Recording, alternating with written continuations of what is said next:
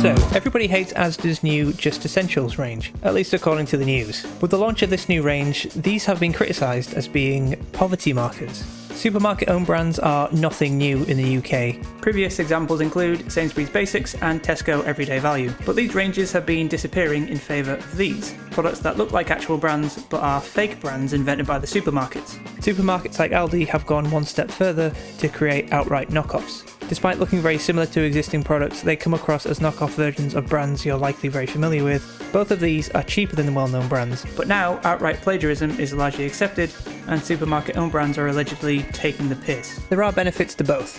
Supermarket-owned brands are usually minimally designed and easy to identify on the shelf. They are cheaper and are designed to look cheap. You know exactly what you're getting for your money.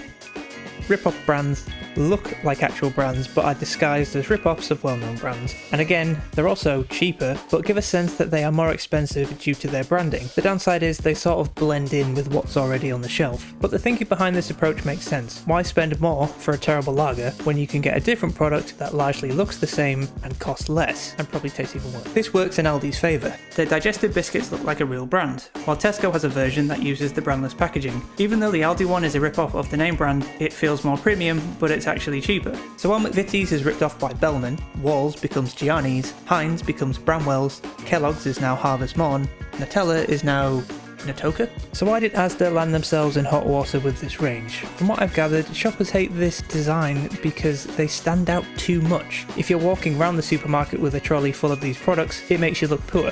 Apparently people are self-conscious about what they're putting in their own shopping basket. I guess this is something people think about.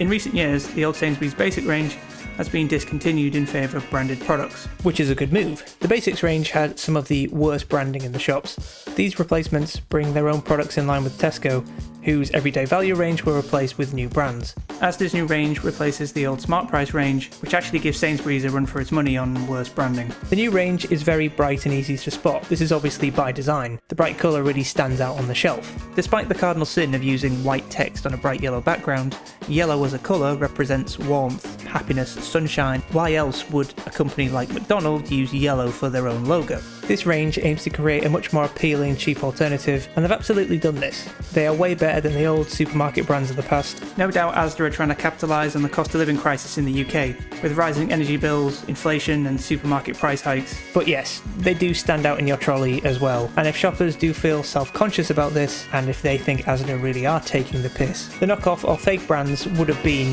the better option. However, despite the initial knee-jerk reaction to the design, there's been a ton of positive reaction to this, with entire shopping trolleys worth of stuff being sold for £30 and plenty of articles and videos reviewing the products. So the negative press has been overtaken by positive press and customer reviews. Asda seemed to be the outlier with its own brand approach, but in this case the timing has really worked in their favour. Turns out you don't have to resort to buying Nordpack over Lurpak after all.